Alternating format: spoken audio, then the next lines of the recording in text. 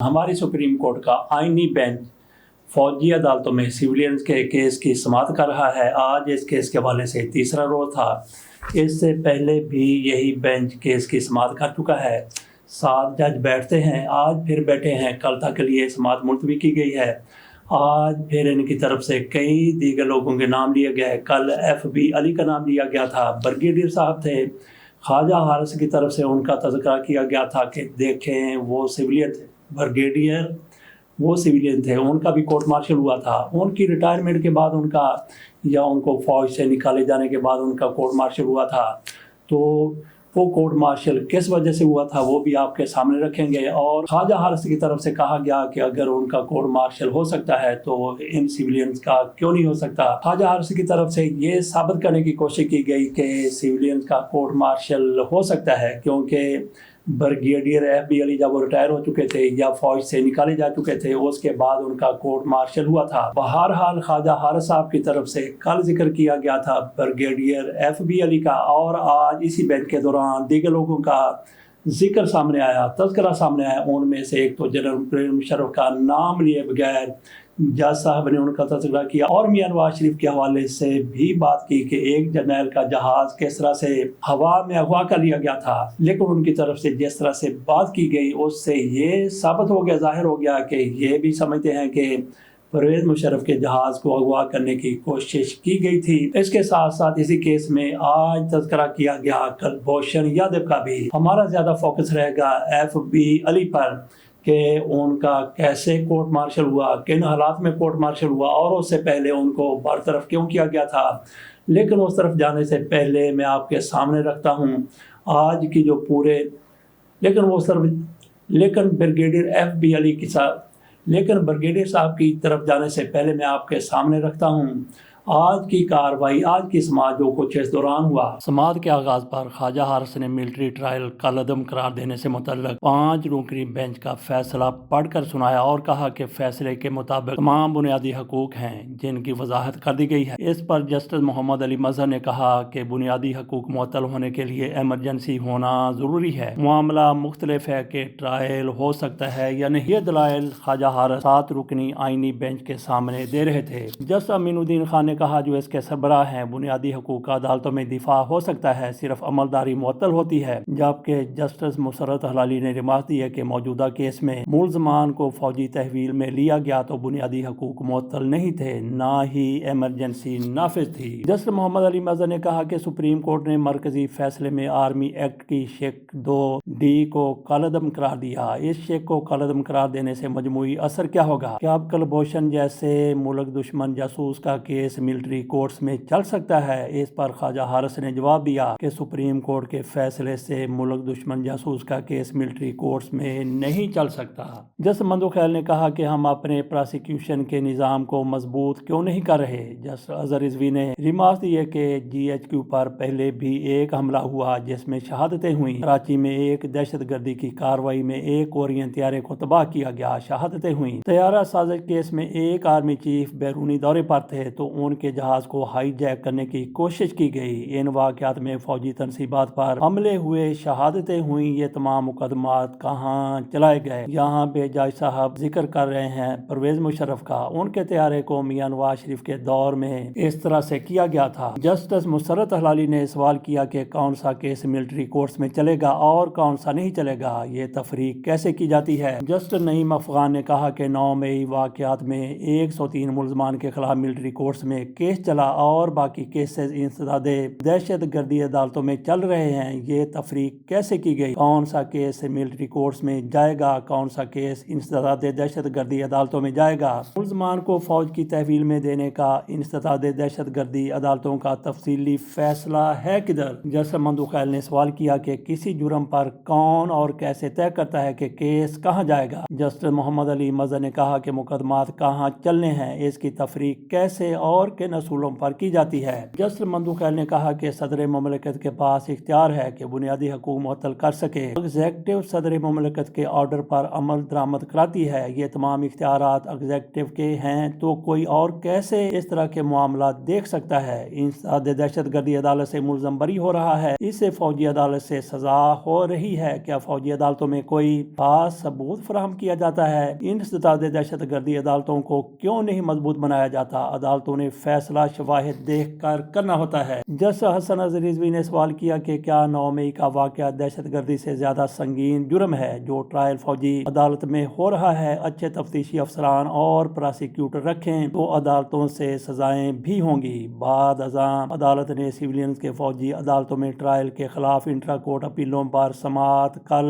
جمعے تک ملتوی کر دی۔ اور ناظرین، آپ کو پتہ ہے کہ جمعہ عموماً شریف فیملی کے لیے، اس حکومت کے لیے، نون لیگ کے لیے ہمیشہ سے بھاری چلتا آیا ہے۔ اس کیس میں مسلم لیگ نون کے لیے کیسے بھاری ہو سکتا ہے؟ اس کا انتظار کرتے ہیں کل تک۔ اب دیکھنا ہے کہ جس طرح سے ججوں کے ریمارکس آئے ہیں، کیا اسی کے مطابق فیصلہ بھی آئے گا؟ ماضی میں ہم نے دیکھا کہ اس طرح کے جو بینچ بنائے جاتے ہیں، خصوصی بینچ بنائے جاتے ہیں، جیسا کہ ان جسٹس صاحب کو لا کے بٹھایا گیا، امین الدین صاحب کو، اس سے پہلے قاضی فائز عیسیٰ بھی اسی طرح کے بینچ بنا کے صدارت خود کرتے ہوئے کیا کیا پاکستان میں فیصلے کر گئے۔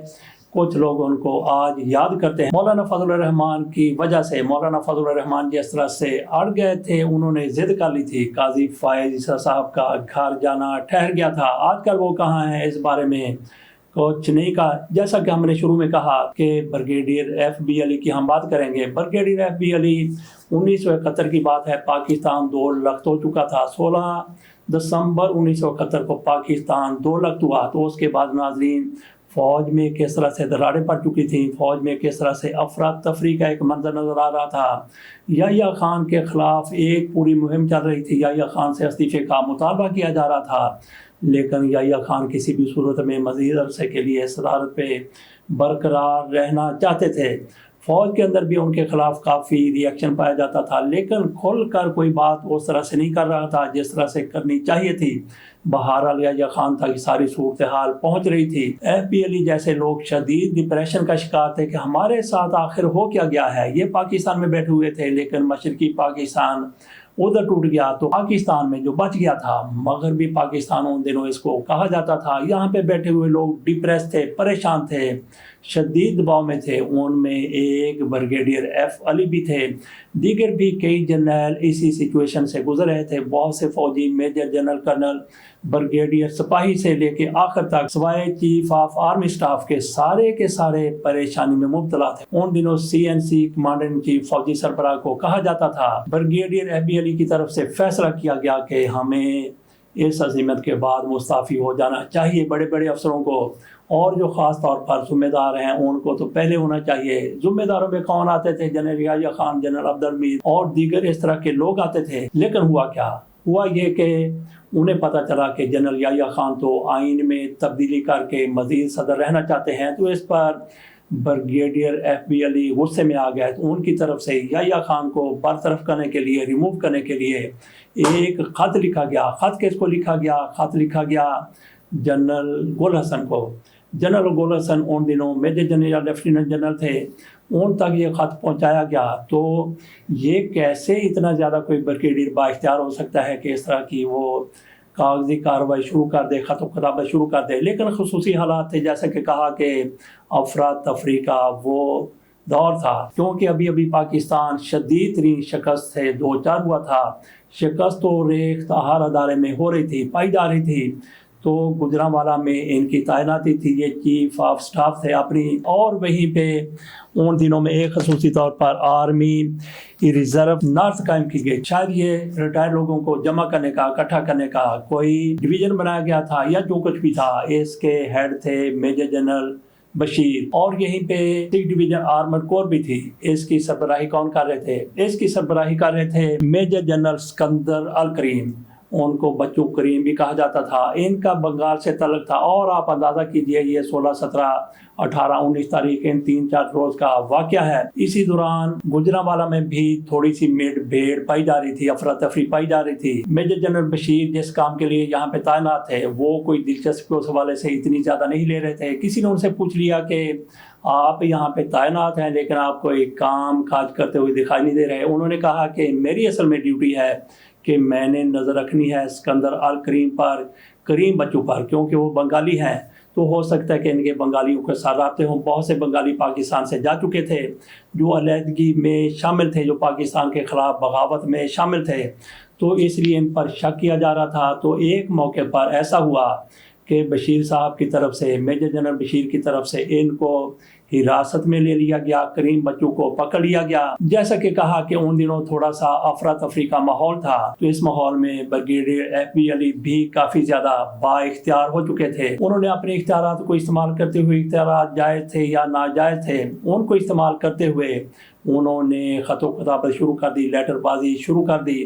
تو اسی دوران آ جاتے ہیں وہاں پہ میجر جنرل بشیر بھی۔ ان کو کیا خار ہو سکتی تھی ان کے ساتھ، بریگیڈیئر FB علی کے ساتھ؟ انہوں نے کہا کہ یو آر انڈر اریسٹ، ان کی گرفتاری کا حکم دے دیا اور کہہ دیا کہ آپ جا کے میری جیپ میں بیٹھ جاؤ، کور میں لے کے ساتھ جا رہا ہوں۔ تو اس پر بریگیڈیئر صاحب کی طرف سے کہا گیا اچھا میں دیکھ لیتا ہوں۔ اسی دوران ان کے بریگیڈیئر FB علی کے 2 کرنل حامی بھی آ گئے۔ جب میجر جنرل بشیر نے ان کی طرف دیکھا تو وہ تھوڑا سا گھبرا گئے اور وہاں سے چلے گئے۔ تو یہ تھوڑا سا پس منظر تھا کہ بریگیڈیئر FB علی کس طرح سے اتنے زیادہ با اختیار ہو گئے۔ ان کی طرف سے جنرل گول حسن کو لیٹر لکھا گیا۔ لیٹر لے کے 2 کرنل جاتے ہیں، ایک ان میں سے کرنل علیم آفریدی تھے اور دوسرے کرنل آغا جاوید تھے۔ یہ لیٹر لے کے گول حسن کے پاس راولپنڈی میں پہنچ جاتے ہیں تو ان کی ملاقات ہوتی ہے۔ گول حسن بھی شدید ڈپریشن میں تھے، وہ بھی استعفیٰ دینے کا فیصلہ کر چکے تھے، اب بھی وہ اپنا استعفیٰ لکھ رہے تھے یا لکھنے والے تھے۔ یہ 2 کرنل ان سے جا کے ملتے ہیں تو یہ ان کو لیٹر پہنچاتے ہیں کہ جناب یحییٰ خان دوبارہ سے پھر اقتدار میں رہنے کی کوشش کر رہے ہیں، تو یہ مناسب نہیں ہوگا، بغاوت ہو جائے گی۔ اور بریگیڈیئر صاحب کی طرف سے یہ بھی کہہ دیا گیا تھا گجرانوالہ سے ہم مارچ کرتے ہوئے یحییٰ خان کے گھر کی طرف چلنے والے ہیں۔ شاید یہ دھمکی یحییٰ خان تک پہنچی یا نہیں پہنچی، لیکن گول حسن صاحب جو مایوس بیٹھے ہوئے تھے انہوں نے یہ سوچا کہ فوج کے اندر تو اس طرح کا ری ایکشن ہے کہ یحییٰ خان کو قبول کرنے کے لیے تیار نہیں ہے۔ اس پر جنرل گول حسن صاحب کی طرف سے سوچا گیا کہ پاک فوج کے جو آفیسر ہیں وہ یحییٰ خان کو قبول کرنے کے لیے تیار نہیں ہیں، تو یحییٰ خان کو گھر جانا چاہیے، عبدالحمید کو بھی گھر چلے جانا چاہیے۔ یحییٰ خان جانے کی صورت میں تیاری کر رہے تھے کہ جنرل حمید کو آرمی چیف بنا دیا جائے۔ گول حسن وہاں پہ چلے جاتے ہیں، لیکن یہاں پہ ہم سٹوری کو ادھر چھوڑتے ہیں، تھوڑا دوسری طرف چلے جاتے ہیں کہ یحییٰ خان کی طرف سے کس طرح سے اپنی صدارت کو مزید ایکسپینڈ کرنے کی کوشش کی جا رہی تھی۔ چاروں کے چاروں گورنر جو ان دنوں اپنے عہدوں پر برقرار تھے، چاروں صوبوں میں موجود تھے، وہ سارے کے سارے لیفٹیننٹ جنرل تھے۔ ان میں سے عتیق الرحمان ترک وہ لاہور میں پنجاب کے گورنر تھے، ان کو یحییٰ خان کی طرف سے فون کیا جاتا ہے، دیگر کو بھی ہو سکتا ہے کہ فون کیا گیا ہو، لیکن ان کو فون کیا جاتا ہے تو ان کو ساری صورتحال بتائی جاتی ہے اور اپنی ایکسٹینشن کے بارے میں یا اپنی صدارت کو ایکسپینڈ کرنے کے حوالے سے بات کی جاتی ہے۔ اسی دوران فون کے اندر ہی کوئی آوازیں آنا شروع ہو جاتی ہیں، تو یحییٰ خان پوچھتے ہیں کہ یہ کس قسم کی آوازیں آ رہی ہیں؟ تو انہوں نے کہا جی کہ گورنر ہاؤس کے باہر لوگ کھڑے ہیں، تو لوگ نعرے لگا رہے ہیں، احتجاج کر رہے ہیں۔ یحییٰ خان نے پوچھا کہ وہ کیا مانگتے ہیں؟ یہ یحییٰ خان کے الفاظ تھے کہ وہ کیا مانگتے ہیں؟ تو جنرل عتیق الرحمان کی طرف سے کہا گیا کہ وہ آپ کا سر مانگتے ہیں۔ یحییٰ خان نے پوچھا کہ کیا؟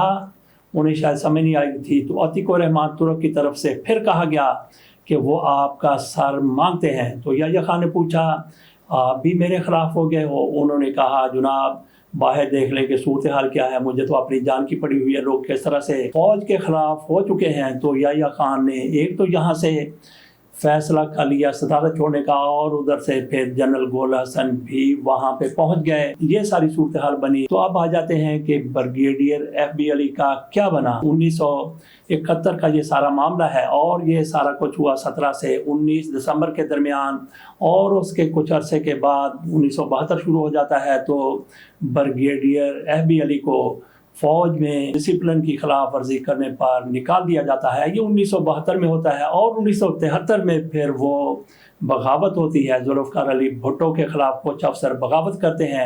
یہ ان دنوں ریٹائر ہو چکے تھے یا ان کو ریموو کیا جا رہا تھا.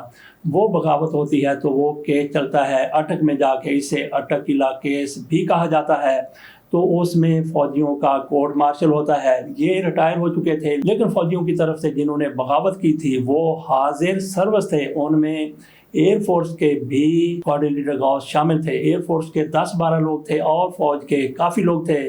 تو ان سب کا کورٹ مارشل ہوا. اور کورٹ مارشل کرنے والے کون تھے؟ اس کے ہیڈ تھے میجر جنرل ضیاء الحق صاحب جو بعد میں آرمی چیف بنے. اور ان کی طرف سے یہ کہتے ہوئے ان کو سزا دی گئی کہ انہوں نے سول حکومت کے خلاف بغاوت کی ہے. اور جنرل ضیاء الحق کی طرف سے بھی بالکل ایسا ہی کیا گیا. بہرحال FB علی صاحب کو عمر قید کی سزا ہوئی. ان میں سے صرف ایک بندے کو بری کیا گیا. وہ تھے راجہ نادر پرویز. ان کو بری کر دیا گیا تھا. باقیوں کو سزائیں ہوئی اور ان کو عمر قید کی سزا ہوئی تھی.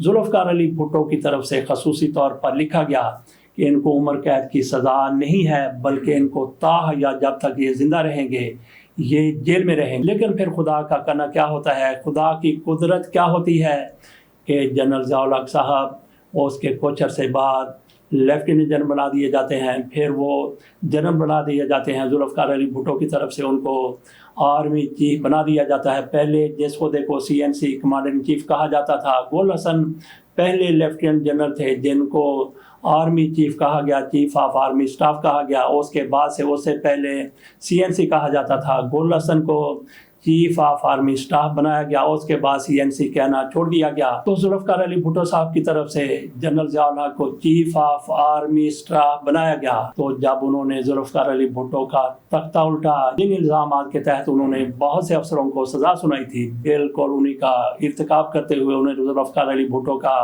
تختہ الٹا. اور سب کے سب جن میں F علی بھی شامل تھے، بریگیڈیئر صاحب، ان کو بھی رہا کر دیا گیا. تو بریگیڈیئر FB علی 1929 میں پیدا ہوئے تھے اور ان کا انتقال 2021 میں ہوا. اس کے ساتھ اجازت دیجیے. اللہ حافظ.